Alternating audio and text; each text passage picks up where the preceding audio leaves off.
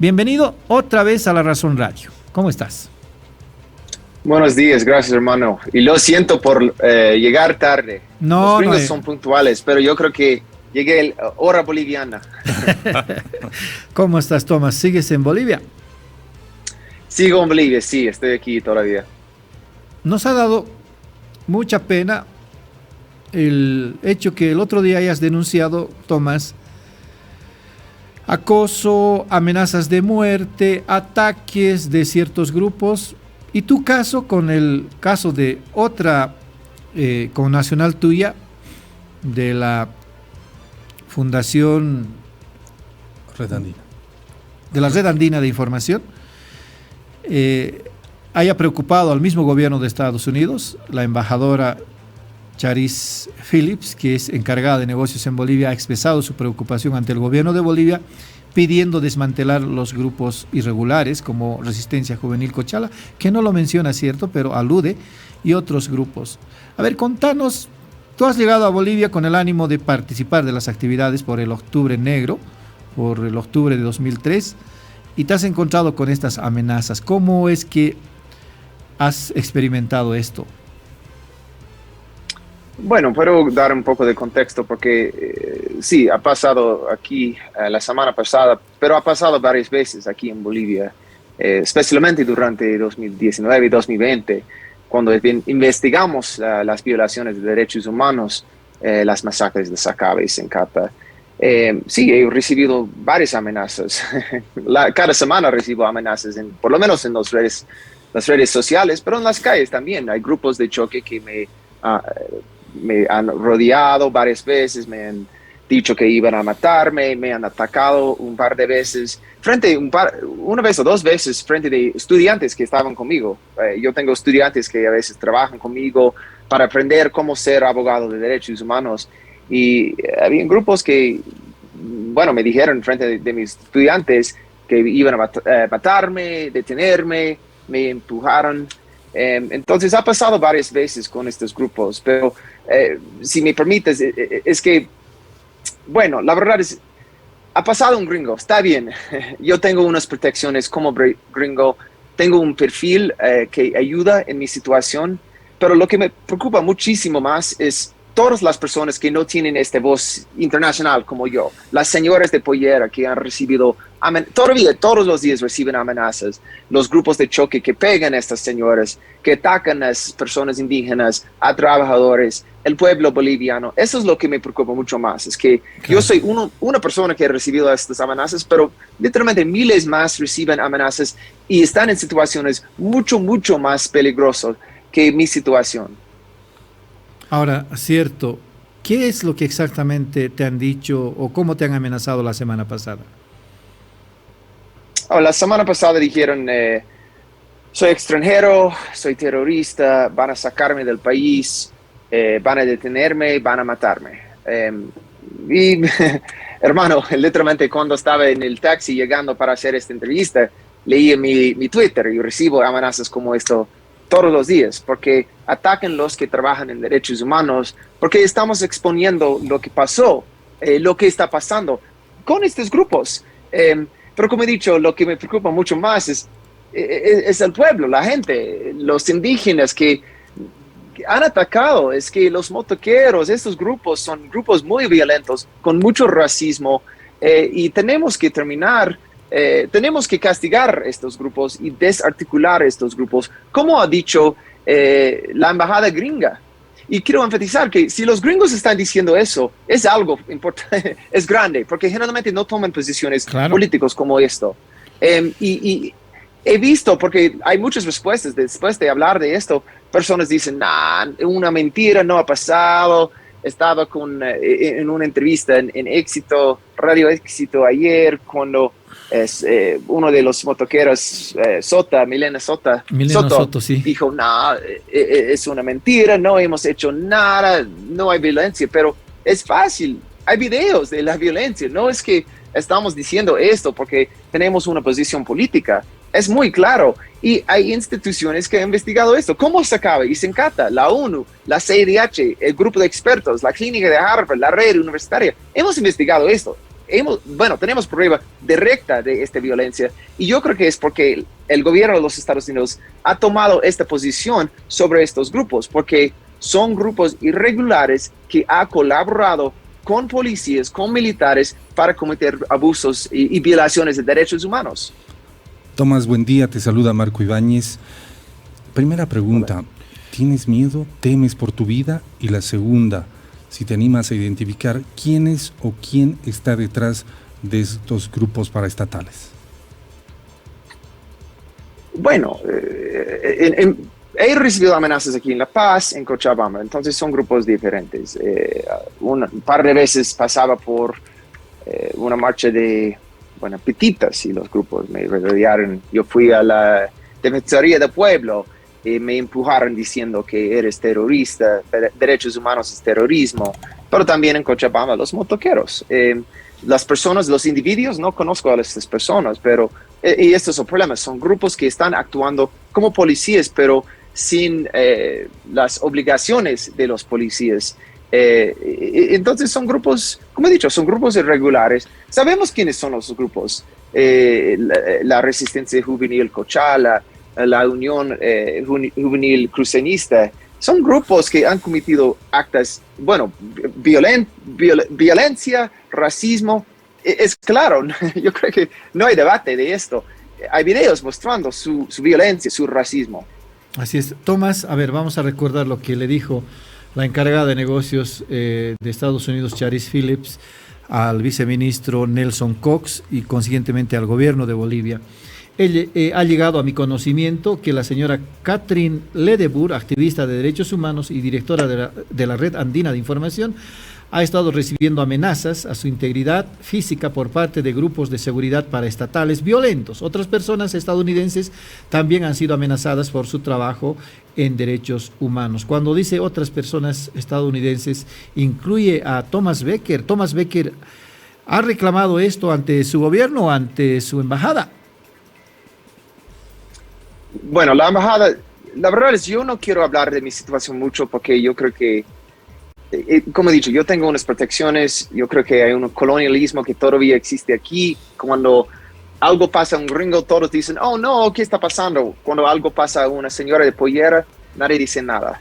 Entonces, sí, yo no contacté a la embajada, pero la embajada sabía de lo que pasaba y, bueno, han escrito esta carta en parte sobre mi situación, sobre la situación de Catherine y otros. Pero, como he dicho, ha pasado varias veces y yo generalmente no hablo sobre esta situación con la prensa porque no quiero, perpetuar el colonialismo que existe aquí. Y no estoy hablando de ustedes, porque la verdad es durante el golpe ustedes han hablado mucho de las violaciones de derechos humanos contra los señores de pollera, etcétera. Pero otros que no dijeron nada, ahora tienen interés porque un gringo ha recibido amenazas o grupos han atacado a un gringo. Y esto, la verdad, me frustra mucho porque es racista.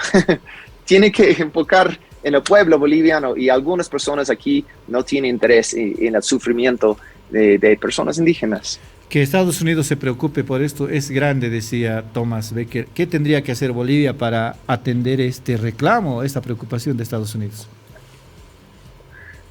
Bueno, yo creo que estamos en un punto donde es muy claro lo que está pasando o lo que ha pasado.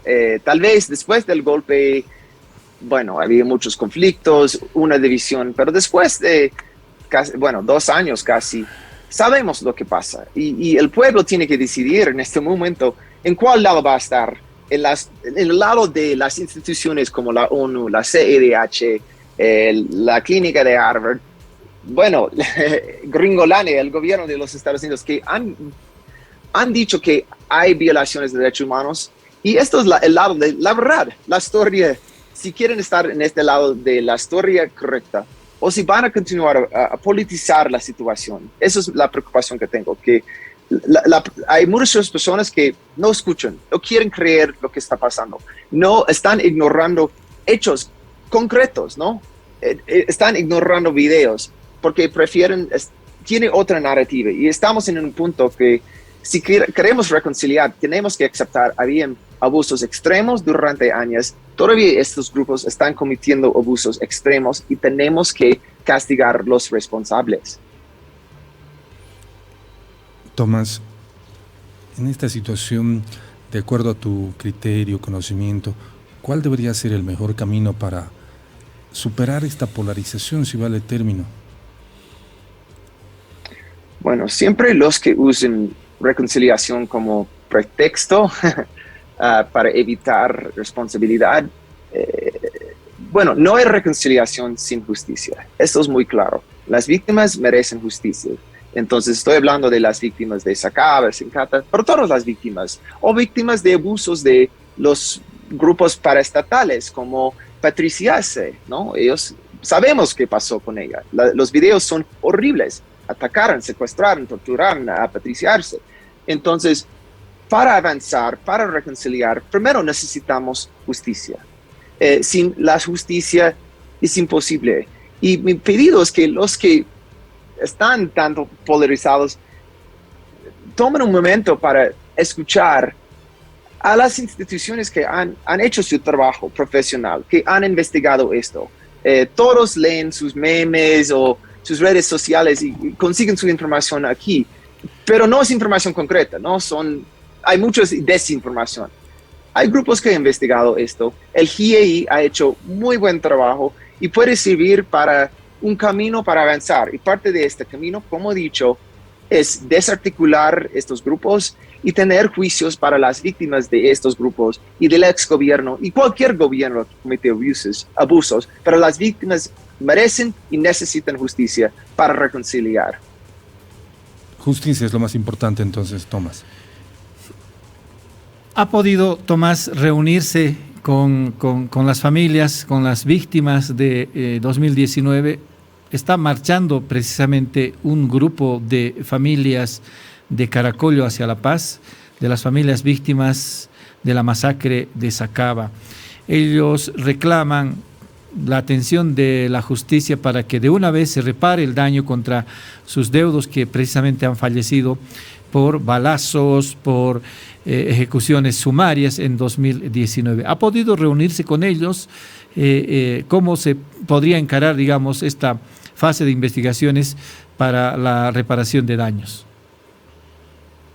Bueno, he hablado en este momento hay diferentes grupos, algunos han unificado, otros están trabajando solitos, entonces sí he hablado con varias víctimas de las masacres y algunos están llegando en esta marcha y ojalá voy a estar aquí para charlar cuando lleguen, pero vamos a ver cuando lleguen. Pero sí he hablado con personas y hay muchas frustraciones que no tienen justicia todavía.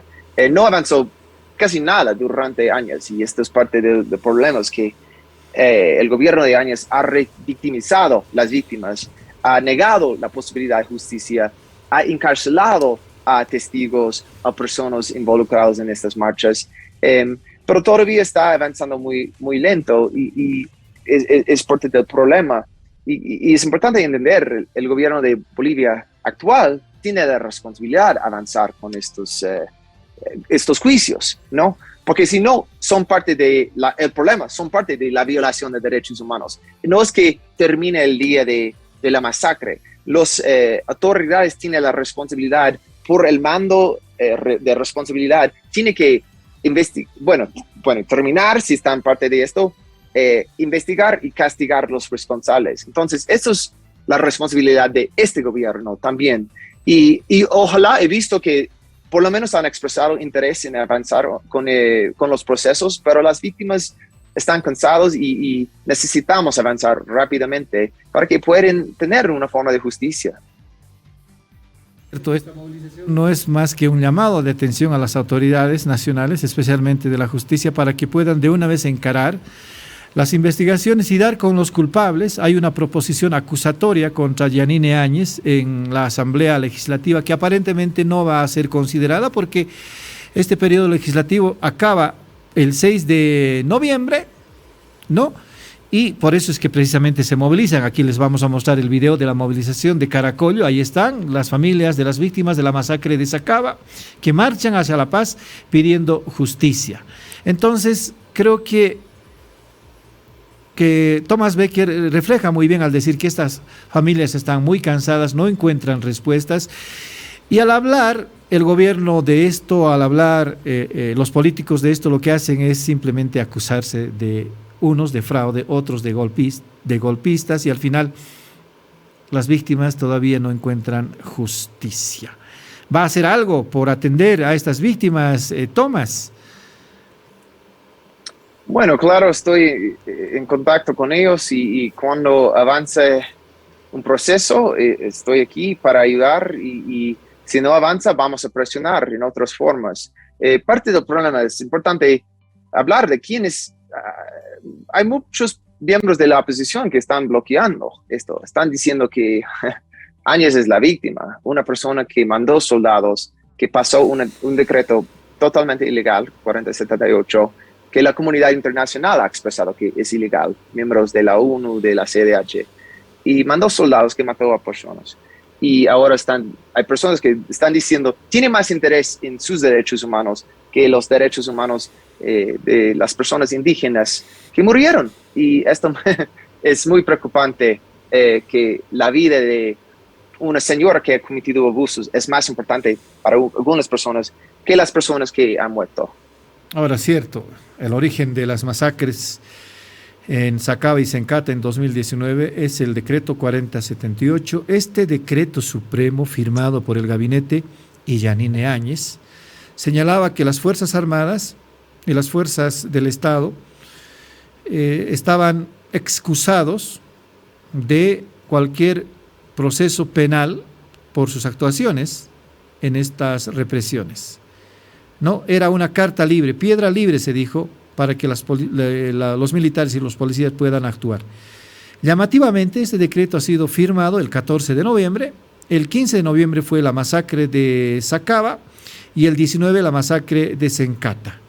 Entonces el ministro de Gobierno, Arturo Murillo, dijo que los movilizados de Sacaba se habían disparado entre sí. La prensa nacional le dio importancia a estas declaraciones y en el caso de Sencata también repitió el discurso y el ministro de Defensa, Luis Fernando López, dijo que de las Fuerzas Armadas no salió ni un solo cartucho. Como al final el Grupo Internacional de Expertos ha establecido de que hubo pues balas las que mataron a estos manifestantes en 2019 y en algunos casos hubo ejecuciones sumarias. Fueron tan evidentes que al final estos relatos que nos han contado los ministros de Defensa y Arturo Murillo han quedado en relatos. Los hechos han demostrado de que ocurrió todo lo contrario.